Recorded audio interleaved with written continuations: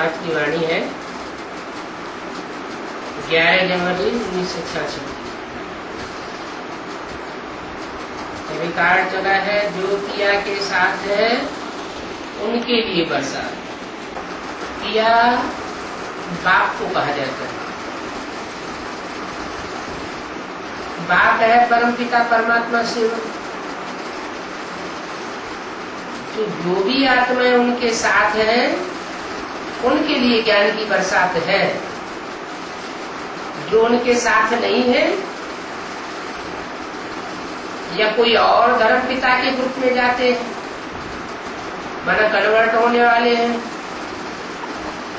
तो उनका बुद्धियोग तो कोई दूसरे देहधारियों के साथ लगा हुआ है, उनके लिए वो ज्ञान की बरसात नहीं है। क्योंकि ज्ञान जानकारी को कहा जाता है। जानकारी तो सच्चाई की होती है, झूठ की जानकारी तो होती नहीं है।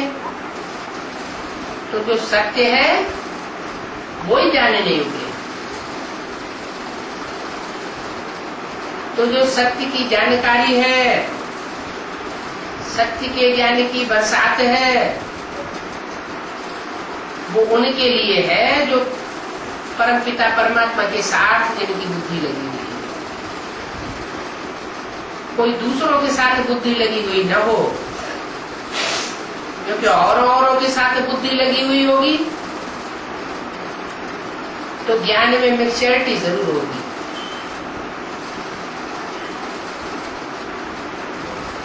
जैसे सागर के ऊपर में बादल होते हैं, तो बादल का बाप हुआ सागर।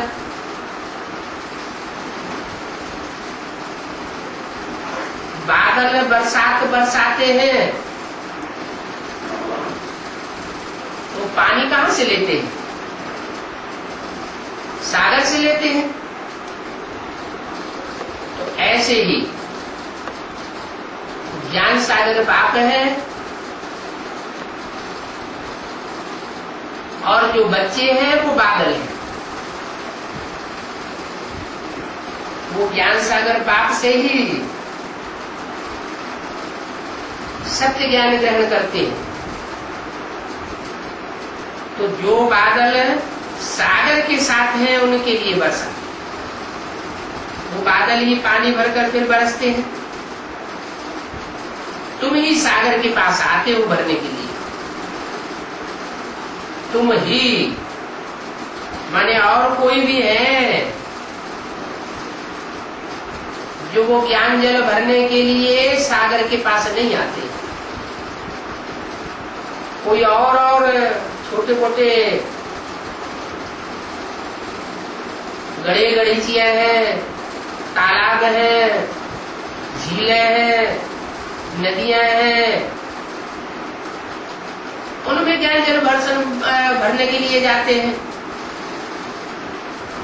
सागर के बच्चे तो बादल ही होते हैं जो मीठा पानी खींच लेते हैं।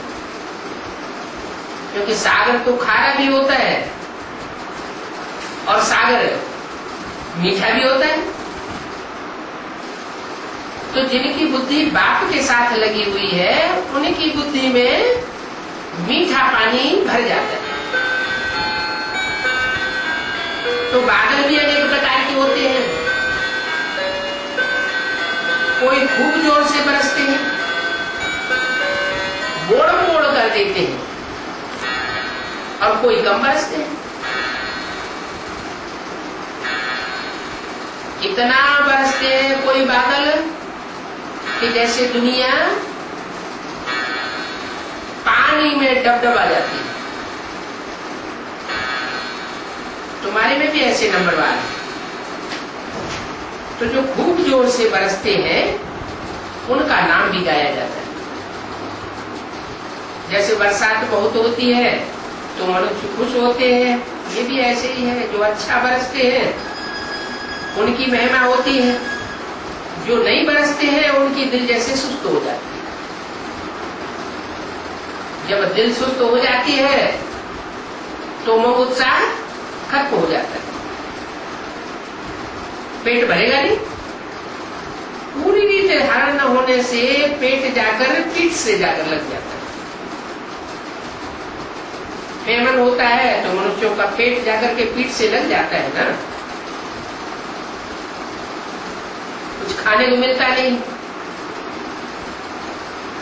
फेमन बना अकाल, अकाल पड़ता है तो लोगों को खाने को मिलता नहीं, पीने को पानी नहीं मिलता, तो पेट पीठ से पिचक के लग जाता है। तो ये भी धारणा कर और धारणा नहीं करते हैं तो बुद्ध रूपी पेट पीठ से लग जाता है।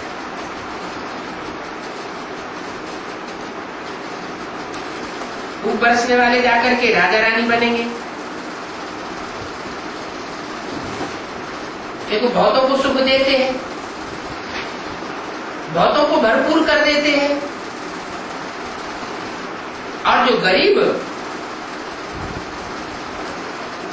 वो गरीब बनेंगे। गरीब वो बनेंगे जो ज्ञान जल भरते भी नहीं है और बरसते भी नहीं। तो गरीबों का पेट पीठ से लग जाता है। तो बच्चों को तो धारणा बहुत अच्छी रीति करनी चाहिए। ज्ञान सुनना और सुनाना एक अलग बात है, लेकिन उसको जीवन में धारण करना, प्रैक्टिकल में लाना, ये अलग बात हो जाती है। धारणा करने से प्राप्ति होगी। जो धारण करेगा वो दूसरों को धारण भी कराएगा। तो आत्मा परमात्मा का ज्ञान कितना सहज है।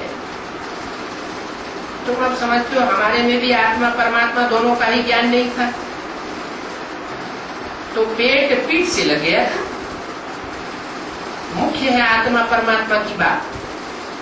मनुष्य आत्मा को नहीं जानते हैं, तो जो आत्मा को ही नहीं जानते वो परमात्मा को कैसे जानेंगे। पहले स्वयं को तो जाने, फिर स्वयं के बाप को जाने। इतने बड़े बड़े विद्वान आचार्य पंडित हैं, कोई भी आत्मा को नहीं जानते। किसी के मुख से कब सुना कि आत्मा ज्योति बिंदु है, सितारे मिसल है, और आत्मा की यादगार में हम बिंदी लगाते हैं, टीका लगाते हैं, जो आत्मा के भ्रुकुटी के मध्य में टिकने की निशानी है। कभी किसी ने नहीं सुना है। अब तुमको मालूम हुआ है कि आत्मा अविनाशी है, उसमें 84 जन्मों से लेकर के एक जन्म तक अविनाशी पार्ट जुड़ा हुआ है। कोई आत्मा में 84 जन्मों का भी पार्ट होता है, कोई आत्मा में कम से कम एक जन्म का पार्ट होता है। तो जो चलता ही आता है, आत्मा अविनाशी है, पार्ट भी अविनाशी है। जिस आत्मा रूपी रिकॉर्ड में एक जन्म का पार्ट भरा होगा, वो रंगमंच पर आकर एक जन्म का पार्ट बजाएगा, और जिसमें 84 जन्म का पार्ट भरा होगा या कम जन्मों का पार्ट भरा होगा, तो वो उतने जन्म का पार्ट बजाएगा। तो बड़े बड़े विद्वान पंडित हैं, विलायत में भी जाते रहते हैं, बड़े बड़े गुरु हैं, परंतु ये नहीं समझते कि हमको आत्मा का ज्ञान ही नहीं। अलग अलग बातें बोलते रहते हैं। कोई कहते हैं आत्मा अंगुष्ठा मिसल है, कोई कहते हैं आत्मा हवा है, कोई कहते हैं प्राणवायु है। प्राणवायु, उदान वायु, अपान वायु, अलग अलग तरीके से तो बोलते रहते हैं। तुम समझते हो आत्मा का ही ज्ञान नहीं है, तो परमात्मा का ज्ञान उनको कैसे हो सकता है। बात ही आकर आत्मा परमात्मा का ज्ञान देते हैं। आत्मा कैसे ऑलराउंड पार्ट बजाती है ये किसी को पता नहीं है। वो तो आत्मा सो परमात्मा कह देते हैं। अरे आत्मा 84 के चक्कर में आती है, परमात्मा भी क्या 84 के चक्कर में आता है। अगर आत्मा सु परमात्मा तो 84 के चक्कर में आना चाहिए। फिर कह देते हैं परमात्मा जन्म के चक्र से आया है, वो अभोक्ता है, अकर्ता है, तो कोई बात फिटी ही नहीं बैठती।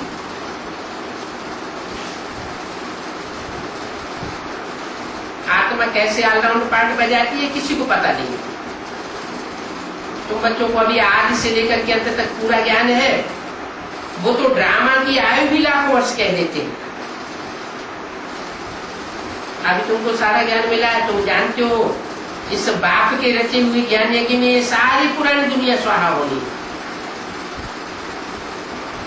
कौन सी पुरानी दुनिया? जो झूठा ज्ञान सुनाती है, झूठी धारणाएं कराती है, सारी दुनिया में झूठ ही झूठ में रही, झूठ सच की रखती नहीं रह जाती। तो बाप जो ज्ञान यज्ञ रचते हैं उसमें ऐसी विनाश ज्वाला निकलती है कि ये सारा झूठ और झूठ खंड सब खलास हो जाते हैं। इसलिए बाप कहते हैं देह सहित जो कुछ भी है वो सब भूल जाओ। इसलिए कहते हैं क्योंकि अब ये दुनिया देह और देह के संबंधों की दुनिया, पदार्थों की दुनिया, ये खलास होने वाली है। इन आंखों से जो कुछ देखते हो सब विनाशी है। आज देखने में कुछ और आता है, कल कुछ और हो जाता है।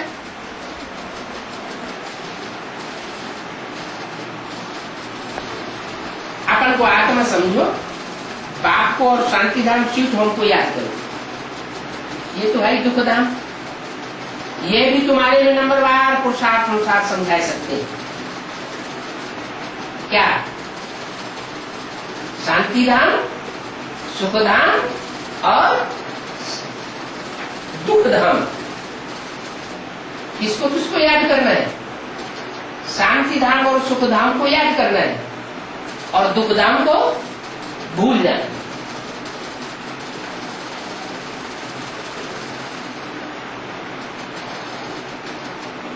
क्यों? क्योंकि जैसे को याद करेंगे जन्म जन्मांतर वैसे ही प्राप्ति करते रहेंगे। सुखधाम को याद करेंगे, कोई की याद का परसेंटेज सुखधाम की स्टेज का ज्यादा है तो जन्म जन्मांतर सुख में रहेगा, और कोई की याद की परसेंटेज शांति धाम की ज्यादा है तो जन्म जन्मांतर शांत स्टेज में रहेगा। और कोई की याद का स्टाफ दुखों का है, ये दुख मिला, वो दुख मिला, ये परेशानी, वो परेशानी, बीमारी, ये है, वो है, रोते ही रहते हैं। तो जन्म जन्मांतर उनको क्या मिलेगा? अंत मते सुगति हो जाएगी।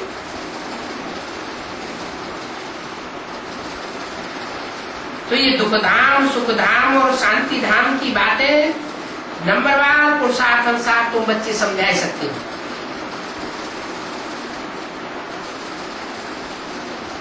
अब तुम ज्ञान से तो भरपूर हो।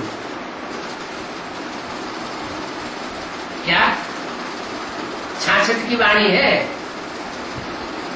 मम्मा ने शरीर छोड़ दिया था, 65 में ही शरीर छोड़ दिया था। और 66 की वाणी में क्या बोला? अब तुम ज्ञान से भरपूर हो। माने जितना ज्ञान था वो 66-67 तक की मुरलियों में बाबा ने बच्चों को दे दिया, बाकी मेहनत सारी है याद। जन्म जन्मांतर का देह अभिमान मिटकर देही अभिमानी बने, इसमें बड़ी मेहनत है।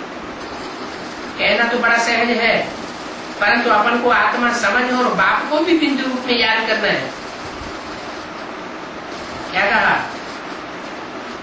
बाप का जो देह अभिमानी रूप है वो याद नहीं करना है।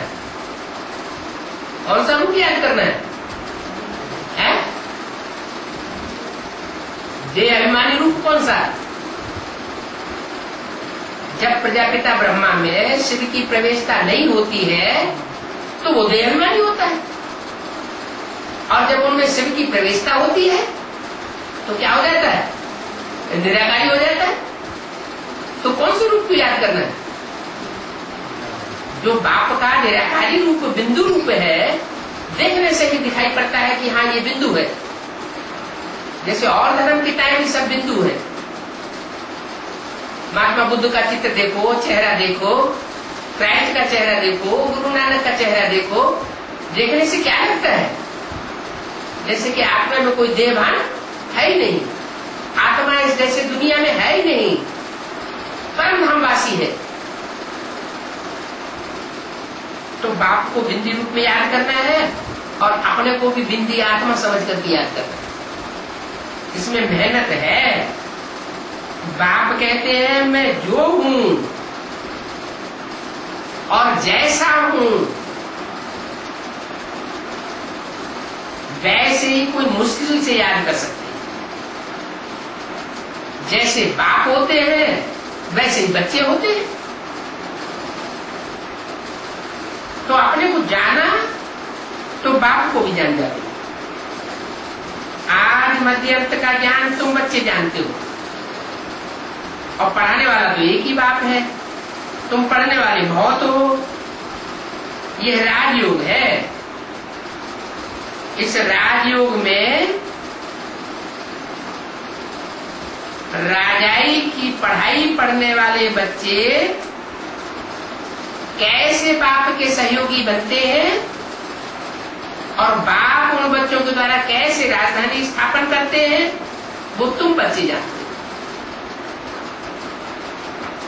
बाकी ये साथ साथ ही सब है। भक्ति मार्ग की सामग्री समझाने के लिए हमको कहना पड़ता है।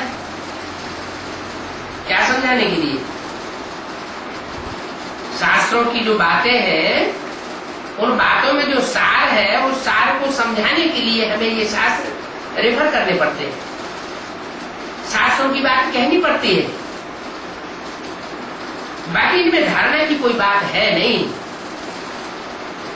शास्त्रों में भी है ब्रह्मा की रात अर्थात घोर अंधेरा। कहाँ की यादगार? संगम युग की ही यादगार है। ब्रह्मा जब ज्ञान सूर्य को भूल जाता है, इधर उधर बुद्धि भटक जाती है बच्चों में, तो अंधेरे में चला जाता है। जब ब्रह्मा ही अंधेरे में, तो सारे ब्राह्मण भी अंधेरे में। अज्ञान का अंधेरा उनकी आंखों में छाता रहता है। घड़ी घड़ी निश्चय बुद्धि हो जाएगी। अभी अभी बाप के ऊपर निश्चय बैठेगा और अभी अभी निश्चय बुद्धि हो जाएगी। अभी अभी उनको ज्ञान सूर्य दिखाई पड़ेगा और अभी अभी वो ज्ञान सूर्य बादलों के आ जाने से लोप हो जाते हैं। तो बाप कहते हैं ये ब्रह्मा की रात और ब्रह्मा के दिन का राज भी समझना। संगम युग की ही बातें हैं। शाम के 7 बजेंगे और अंधेरा होता जाएगा।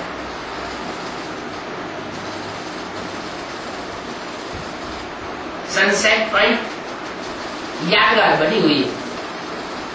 कहाँ? माउंट आबू में यादगार बनी हुई है। ज्ञान सूर्य छिपता है और अज्ञान का अंधेरा ब्राह्मणों की दुनिया में शुरू हो जाता है। 12 बजे तक कहेंगे घोर अंधेरा, सब अंधेरे में डूब जाते, सारी दुनिया अंधेरे में डूब जाती है। 12 बजे के बाद फिर नए दिन की शुरुआत होती है। तो कोई देशों के लिए तो 12 बजे के बाद ज्ञान सूर्य उदय होता होगा ना। ये फिर है बेहद की बात, है ना। विदेशी आत्माएं ज्ञान सूर्य को पहले पहचान लेती है, तो उनके लिए सब सोचना पहले हो जाता है। भक्ति मार्ग का घोर अंधेरा, फिर पाप आकर घोर सोचना करते हैं। ब्रह्मा का दिन और ब्रह्मा की रात कहते हैं, परंतु समझते थोड़े ही है। कि ब्रह्मा कब अंधेरे में आता है और ब्रह्मा कब उजाले में आता है तो सारी मनुष्य शक्ति किसकी औलाद? किसकी औलाद है? सारी मनुष्य शक्ति किसकी औलाद है? ब्रह्मा की औलाद है ना। तो ब्रह्मा ही जब अंधेरे में आ जाए तो सारी शक्ति अज्ञान अंधकार में डूब जाती। मैंने पहले ज्ञान के सोजरे में ब्रह्मा को आना पड़ेगा। एक जब अंधेरे से उजाले में आता है तो सारे ही उजाले में आ जाते हैं। एक जब अंधेरे में डूबता है तो सारी दुनिया डूबने लग पड़ती है। एक के पावन बनने से सब पावन हो जाते हैं और एक के पतित बनने से सब पतित बन जाते हैं। है कहां की बात? अभी संगम युग की बात है। अभी संगम युग में सारी मनुष्य शक्ति पतित है या पावन है? क्या है? पतित दुनिया में सब पतित होते, पावन दुनिया में सब पावन होते। तो अभी सारी मनुष्य शक्ति पतित है, अंधेरे में है। ब्राह्मणों की दुनिया में भी अंधेरा है। पूछते रहते कब क्या होगा, विनाश कब होगा, नई दुनिया का संगठन कब बनेगा।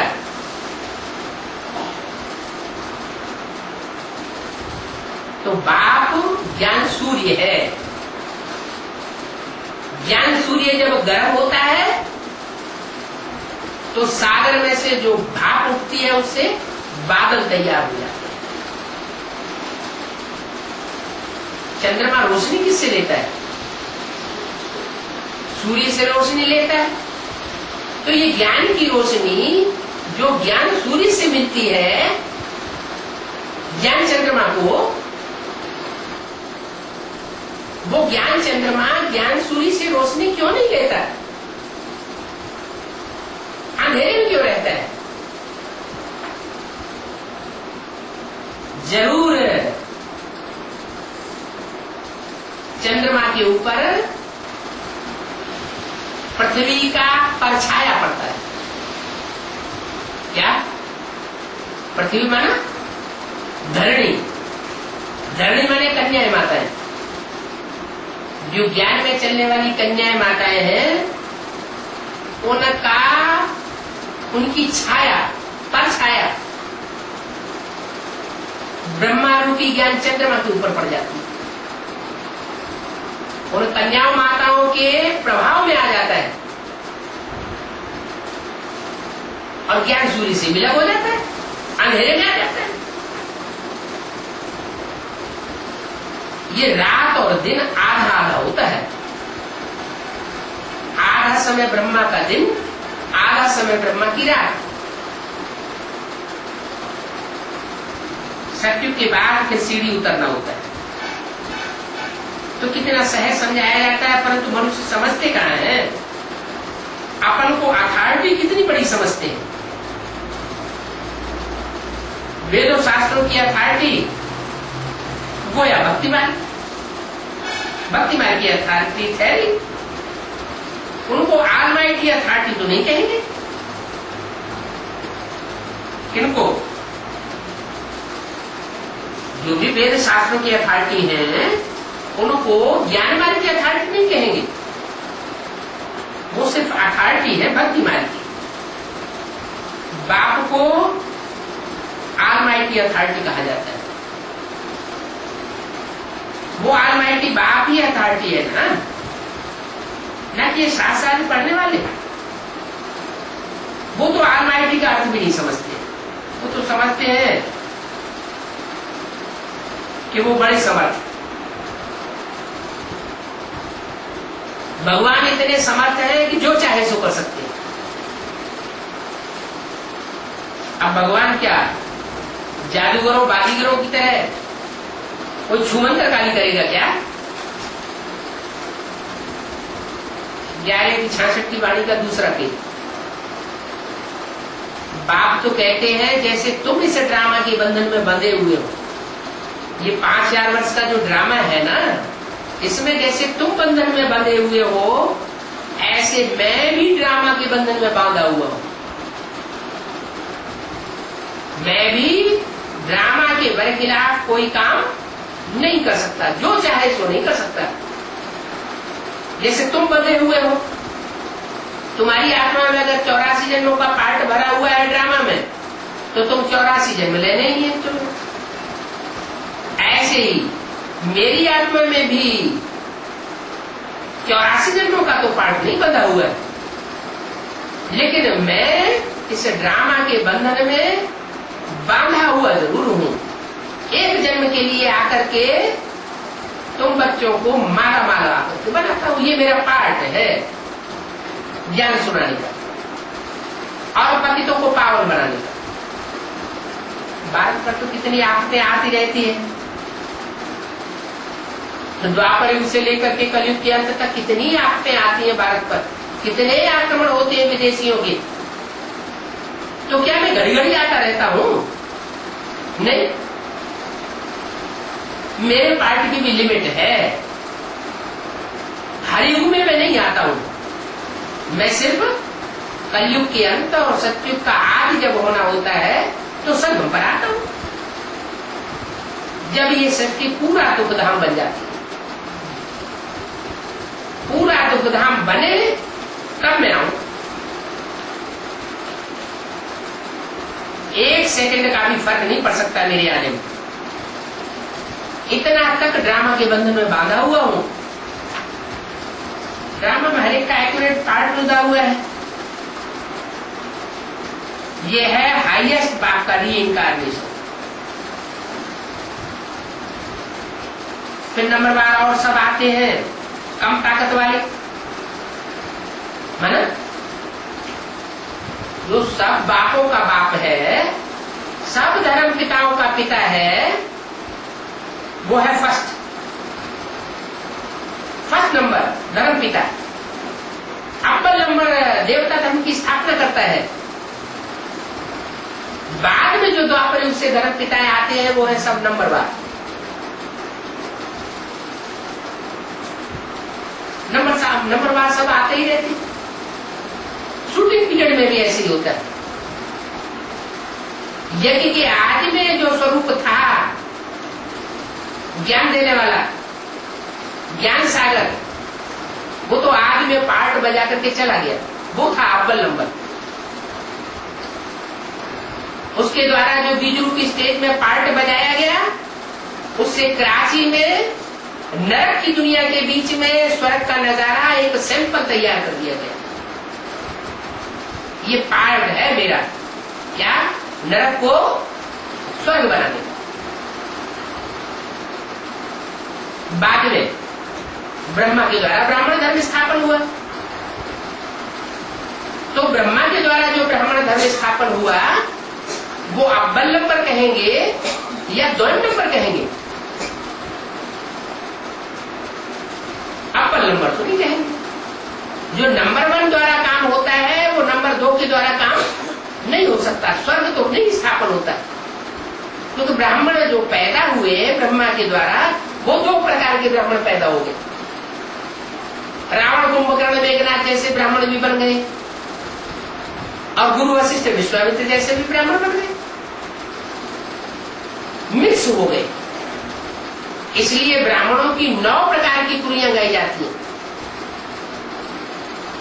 माना जो 9 मुख्य धर्म है सारी दुनिया में, सतयुग आदि से लेकर कलयुग अंत तक स्थापन होने वाले, उन 9 मुख्य धर्मों में से चुनी हुई श्रेष्ठ आत्माएं ब्राह्मण धर्म में आती है।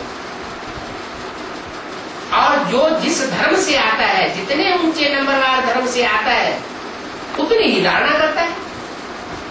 जिन ब्राह्मणों में कम धारणा होती है वो बाद वाले नंबर के गिने जाते हैं। जिनमें ऊंची धारणा होती है वो अव्वल नंबर के सूर्यवंशी गिने जाते हैं। द्वैत नंबर की धारणा होगी तो चंद्रवंशी गिने जाएंगे। तीसरे नंबर की धारणा होगी तो इस्लामी वंशी गिने जाएंगे। तो नंबरवार सब आते हैं कम ताकत वाले। ड्रामा में हीरो हीरोइन पार्टधारी होते हैं, फिर पिछाड़ी में सब नंबरवार रहते हैं। क्या कहा? ड्रामा कोई होता है तो उसमें अव्वल नंबर पार्टधारी कौन होता है? उसको क्या कहते हैं? अरे हीरो कहते हैं ना, वो हुआ अव्वल नंबर। फिर 2 नंबर का पार्टधारी कौन हुआ? है? कौन हुआ? हीरो के बाद हीरोइन। तो यहाँ हीरो कौन है और हीरोइन कौन है ब्राह्मण की संगमी दुनिया में? ब्राह्मणों की जो वर्तमान समय संगमी की दुनिया चल रही है, उसमें हीरो पार्टधारी कौन है और हीरोइन के रूप में पार्टधारी कौन है?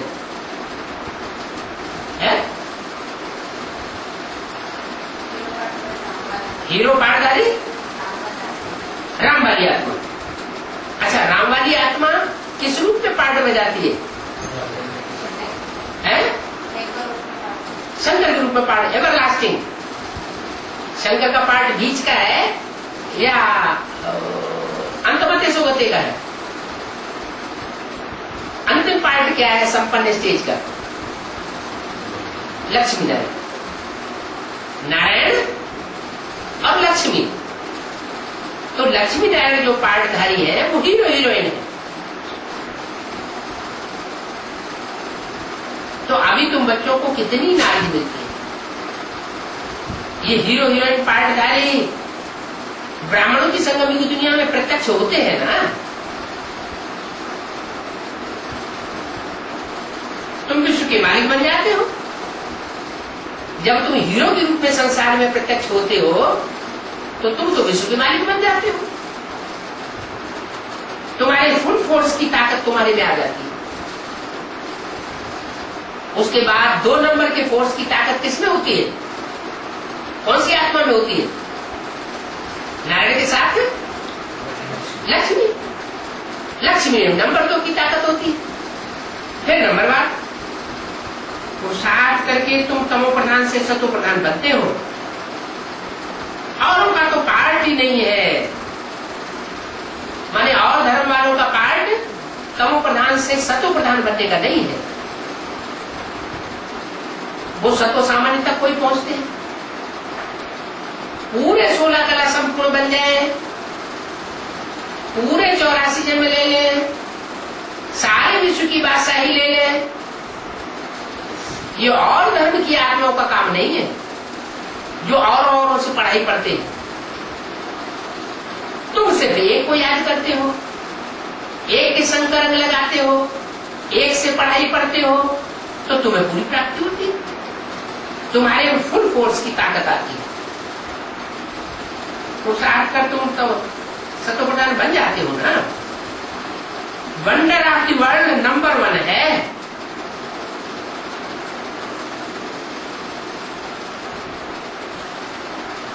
जिसका नॉलेज अभी तुमको मिलता है, बाकी तो सब है मटेरियल, लेकिन वो सब इन आंखों से देखा जाता है। वंडर ऑफ वर्ल्ड तो बाबा है जो फिर स्वर्ग रचते हैं। सारी दुनिया में सबसे जास्ती वंडरफुल पार्ट किसका है? शिव बाबा। वंडर ऑफ द वर्ल्ड बाबा है जो कि स्वर्ग रचते हैं, जिसको हेवन पैराडाइज कहते हैं। तो उसकी पैराडाइज की कितनी महिमा है। हिंदुओं में उसे बैकुंठ कहते हैं, मुसलमानों में उसको जन्नत कहते हैं शास्त्रों में, कुरान वगैरह में, और क्रिश्चियंस में उसे पैराडाइज कहते हैं, इसको स्वर्ग। तो कितनी महिमा है। बाप और बाप की रचना की बड़ी भारी महिमा है। ऊंच के ऊंच भगवान ऊंच के ऊंच स्वर्ग की स्थापना करते हैं। क्या कहा है? स्वर्ग के भी रैंक हो गए, स्वर्ग की दुनिया के भी रैंक हो गए। कितने रैंक हो गए हैं? नहीं मालूम? अरे स्वर्ग में कितने जन्म होते हैं?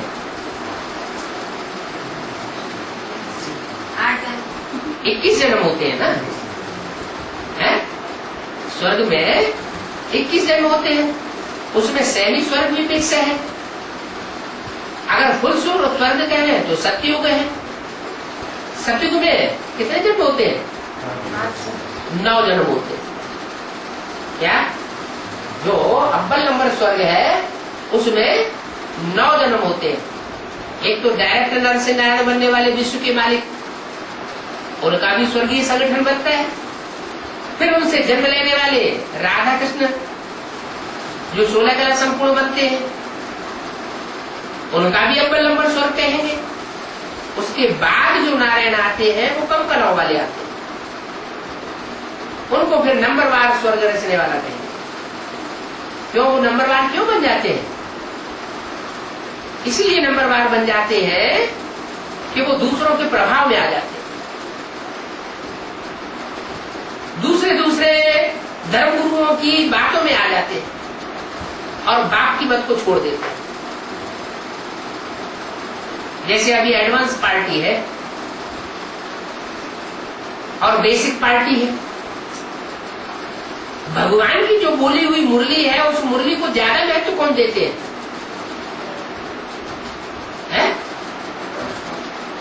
एडवांस पार्टी ज्यादा महत्व देती है। तो भगवान की बोली हुई वाणी को जो ज्यादा महत्व देगा वो ऊंचा पद पाएगा ना, कि नंबरवार पाएगा, ऊंचा पद पाएगा। फिर एडवांस पार्टी में भी अगर कोई ऐसे है जो दूसरों की बात पर चल पड़ते हैं तो वो भी नंबरवार हो जाते हैं। माला में उनके भी नंबर गिने जाएंगे। कोई नीचा वर्ग का, कोई ऊंचा वर्ग का हो जाएगा, कोई ऊंचे ग्रुप का होगा। दाईं ओर का सबसे ऊंचा वाला ग्रुप जरूर सुलंसी कहा जाएगा। तो ऊंचते ऊंच स्वर्ग की स्थापना बाप कैसे करते हैं? तो ऊंचते ऊंच जो स्वर्ग होगा वो कितने कला संपन्न होगा? है? कला संपन्न होगा या कलातीत होगा? क्या होगा? 16 कलाओं से भी ऊंची स्टेज का सुख होगा। क्योंकि सतयुग में तो जो स्वर्ग होगा, स्वर्ग का सुख भोगेंगे, वो 16 कला में लिमिट में बंधा हुआ होगा। और तुम ब्राह्मण जो सूर्यवंशी बच्चे बनते हो, नई दुनिया का संगठन स्थापन करने वाले अपने पुरुषार्थ से, वो तो 16 कला संपूर्ण से भी ऊंची स्टेज का सुख भोग जाते हैं, जिसे कहते हैं स्वर्णिम संगम युग। क्योंकि उस समय बाप भी मौजूद होता है। सतयुग में तो बाप मौजूद नहीं होगा, तो उनका सुख बढ़ गया ना। तो ऊंचते ऊंच स्वर्ग की स्थापना बाप कैसे करते हैं, ये कोई कुछ नहीं जानता। कोई माना कौन नहीं जानते? जो दूसरे धर्मों से प्रभावित हो जाते हैं वो इन बातों की गहराई को नहीं जानते। तो मीठे मीठे बच्चे भी पुरुषार्थ अनुसार जानते हो क्या? तुम जानते तो हो, है ऊंचते ऊंच स्वर्ग में जावेंगे तो, लेकिन तुम्हारे भी मर्तबे नंबरवार हो जाते, सब एक जैसा मर्तबा प्राप्त नहीं करेंगे। और जिस अनुसार जानते हो उसी अनुसार फिर पद पाते हो। जिसमें जितना गहरा ज्ञान होगा, जितना ऊंचा ज्ञान होगा, जिसने जितना ज्ञान जात से उठाया होगा, वो उतना ऊंचा पद पाएगा। दुनिया में भी ऐसे ही होता है। जो ज्यादा डिग्रियां पास करता है वो ऊंची कुर्सी पर बैठता है, और जिसने कम पढ़ाई पढ़ी होगी, प्राइमरी स्कूल या मिडिल स्कूल पास किया होगा, हाई स्कूल पास किया होगा, वो चपरासी अपरासी बन जाएगा। ऊंची कुर्सी तो नहीं प्राप्त करता। तो ऐसे यहाँ भी ईश्वरीय गॉडली नॉलेज जो है, इसमें भी जो जितना ज्ञान की गहराई को धारण करता है वो उतना ही उच्च पद पाने वाला बन जाता है। तो जिसने जो पुरुषार्थ किया है ड्रामानुसार वही करते रहते हैं। पुरुषार्थ बिना तो कुछ भी मिल नहीं सकता है। कर्म बिना कोई एक सेकंड भी रह नहीं सकता। क्या वो हठयोगी क्या करते हैं? भट्ठी लगाओ। कितने दिन की भट्ठी? 2 दिन की भट्ठी, 3 दिन की भट्ठी, 1 साल की भट्ठी, 3 महीने की भट्ठी। अरे हाथ पांव बांध करके बैठने से, कर्मधारा को छोड़ करके बैठने से क्या प्राप्ति हो जाएगी? अरे कर्मेंद्रियां हैं तो कर्मेंद्रियों से कर्म भी करते रहो और मन बुद्धि से बाप को याद करते रहो। एक होता है जबरदस्ती याद करना और एक होता है सहज सहज स्वाभाविक रूप से याद करना। सच्ची याद कौन सी है?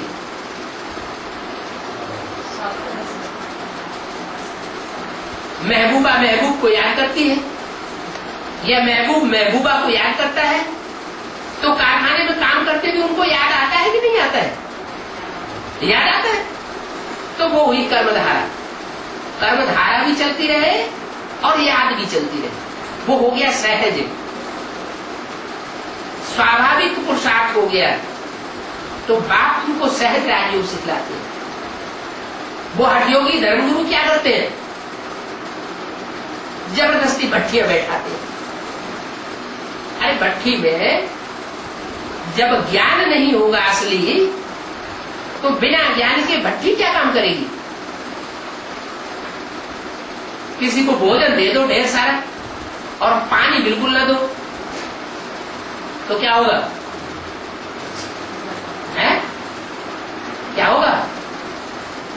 अग्नि फूक जाएगी पेट में, अग्नि फूक जाएगी। ये है बुद्धि रूपी पेट और ये हमारी है योग की खुराक। सिर्फ कोई योग की खुराक ही बैठ करके खाता रहे और ज्ञान जल बिल्कुल न पिए तो वो खुराक पचेगी नहीं और ही गर्मी पैदा कर देगी और ही बीमारियां पैदा कर देगी। इतना बुद्धि में बीमारियां पैदा होंगी, कोई को दिमाग में ट्यूमर हो जाएगा, अकाली मौत हो जाएगी, कोई का हार्ट फेल हो जाएगा, जैसे कि होते रहते हैं हार्ट फेल। तो बाप कहते हैं ऐसा पुरुषार्थ न करो जोर जबरदस्ती का। जैसे मैं सहज राजयोग सिखलाता हूं, वो सहज राजयोग सीखना चाहिए ना। बाप तो कहते हैं तुम कर्म योगी हो, कर्म इंद्रियों से कर्म भी करते रहो और बुद्धि से याद भी करते रहो। वो हठ योगी होते हैं, प्राणायाम चढ़ाए देते हैं, जैसे जड़ बन जाते हैं, अंदर में पड़े रहते हैं, ऊपर में मिट्टी जम जाती है। क्या अंदर में निश्चेष्ट होकर के पड़े रहते हैं, मन बुद्धि जाम हो जाती है और ऊपर से देह अभिमानी की मिट्टी उनके ऊपर छा जाती है। तो देह अभिमानी की मिट्टी अगर बढ़ती रहे तो ऐसे पुरुषार्थ से फायदा हुआ या नुकसान हुआ? अंदर पड़े रहते हैं, ऊपर में मिट्टी जम जाती है तो बगीचे बन जाते हैं। क्या गा? जो ऊपर मिट्टी जमी हुई है देह अभिमानी की मिट्टी, उस देह अभिमानी की मिट्टी में सुख धाम, शांति धाम और ज्ञान सरोवर जैसे बगीचे बन जाते हैं।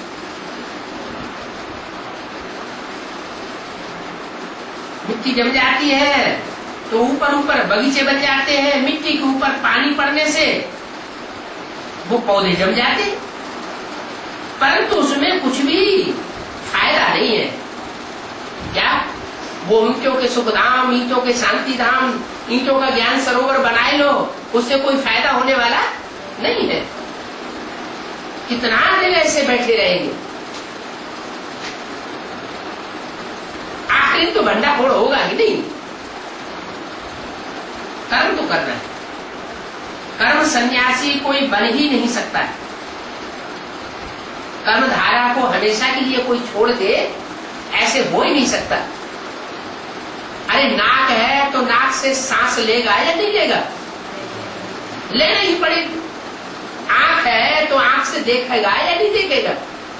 देखना ही पड़ेगा। कान है तो कान से सुनेगा कि नहीं सुनेगा? कि सारी जिंदगी सुना अनसुना करता रहेगा? तो जो भी इंद्रिय है उन इंद्रियों से हठयोग नहीं करना चाहिए।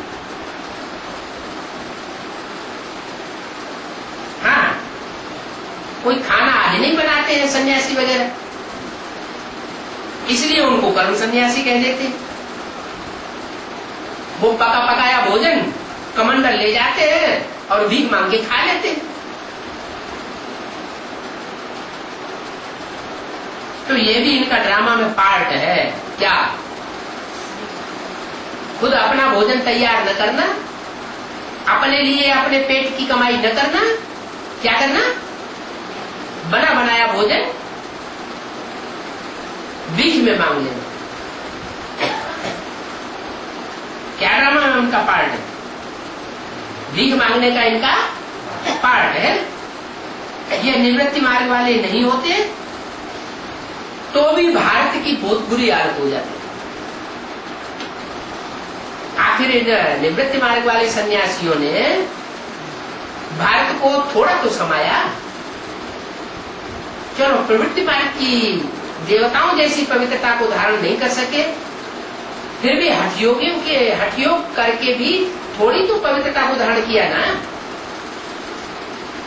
भारत नंबर 1 प्योर था। बाप पहले प्योरिटी स्थापन करता है। सतयुग में प्योरिटी इज फर्स्ट। जो प्योरिटी फिर आधा कल्प चलती है। और ये जो सन्यासी अल्पकाल की पवित्रता धारण करते हैं, या आधा कल्प तो क्या एक युग भी नहीं चलती, एक जन्म भी नहीं चलती पूरी। बरोबर सतयुग में एक धर्म एक राज्य था, फिर डीटी राज्य आकर के हुआ। मनुष्यों ने तो सबको पतित बनाई दिया। क्या कहा? सबको माने किसको किसको?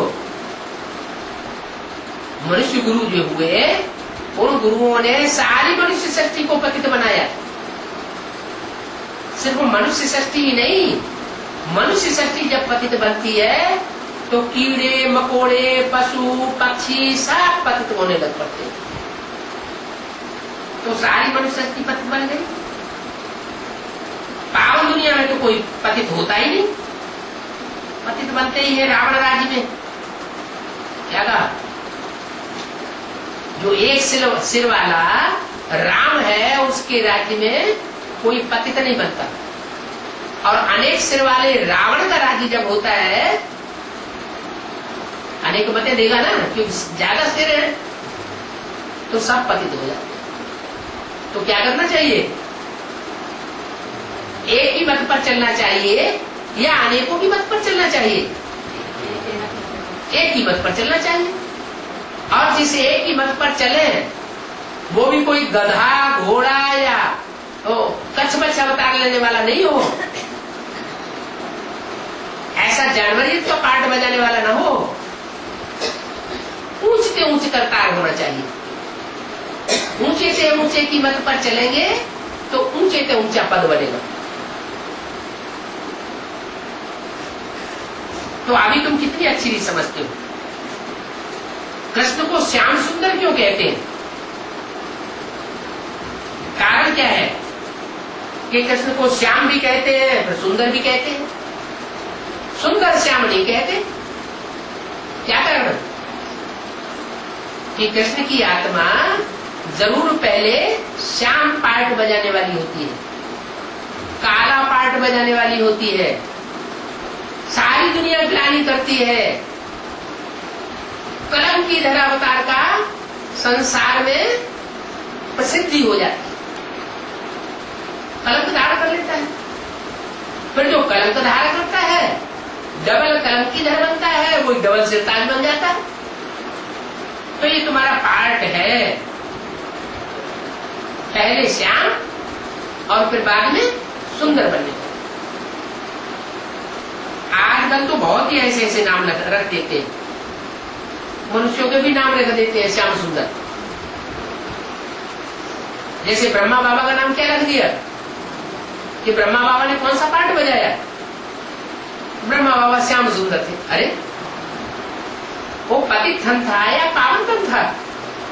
पतित धन था तो श्याम पार्ट कहेंगे, पावन पार्ट थोड़े कहेंगे। नहीं, इस जन्म में श्याम पाठ बजाएगा, सतयुग में जाके सुंदर बनेगा। तो जो नाम होता है वो एक जन्म का नाम होता है, एक शरीर का नाम होता है, या दो शरीरों का नाम होता है? नाम तो एक शरीर के ऊपर पड़ता है। तो श्याम सुंदर या तो इस जन्म में होगा या अगले जन्म में होगा।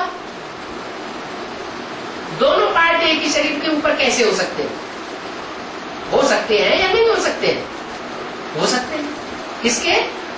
जो डायरेक्ट नर से नारायण बनते हैं, जिनका पार्ट डायरेक्ट नर से नारायण बनने का है, वो आत्माएं इसी जन्म में शरीर से पतित होती है और इसी जन्म में इसी शरीर से पावन बन जाती है।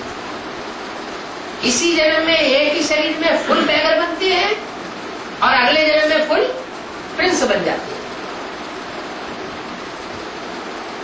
बाकी कृष्ण के चोले का गायन नहीं है। हाँ, कृष्ण का चोला जब शरीर छूट जाता है अंतिम जन्म में, तो वो आत्मा कोई ऐसे ब्राह्मण बच्चे में प्रवेश करती है जो पहले कभी त्रेता में राम थी, और प्रवेश करके वो कृष्ण की सोल काला पार्ट बजाती है। इतना काला मुंह वाला पार्ट बजाती है, इतना श्याम पार्ट बजाती है कि दुनिया में इतना श्याम पार्ट कोई बजा ही नहीं सकता। और फिर वही सोल जब उसकी बुद्धि में बैठ जाता है कि इस सृष्टि पर ज्ञान सूर्य का पार्ट बजाने वाला प्रैक्टिकल स्वरूप कौन है, तो वो सुंदर बन जाता है।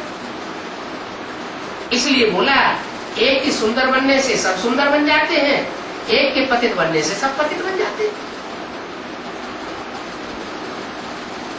तो आजकल बहुतों के ऐसे नाम रख देते हैं, सब कोई कृष्ण से कंपटीशन करने लग पड़े। भक्ति मार्ग में तो मनुष्य जैसे इडियट बन जाते हैं। तुम बच्चे जानते हो पतित राजा कैसे पावन राजाओं के आगे माथा टेकते हैं। भक्ति मार्ग में पतित राजा होते हैं, जैसे राजा विक्रमादित्य पतित बना तो उसने शिवलिंग बनाया, बाजू में शंकर की मूर्ति रख दी, शंकर देवता की मूर्ति बना करके और उनकी पूजा की।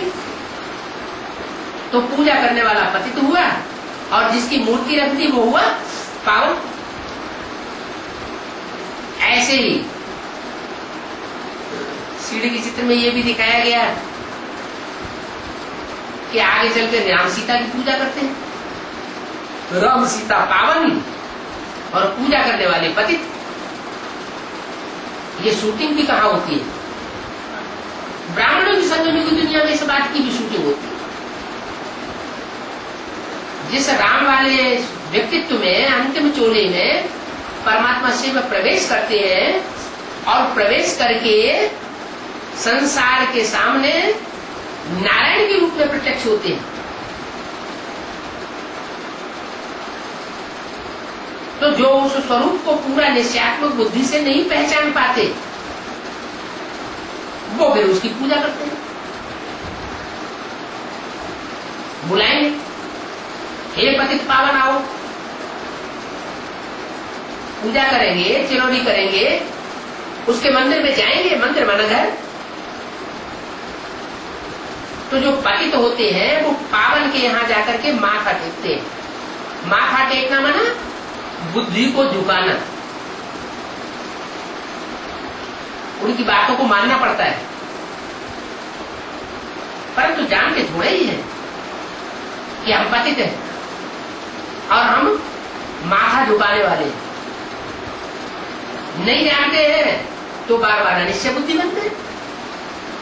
तुम अभी समझते हो जो पूजित है वही पर पुजारी बने हैं, वो फिर भगवान के लिए कह देते हैं कि आप ही पूज्य, आप ही पुजारी। अरे भगवान पूज्य पुजारी थोड़ी बनता है।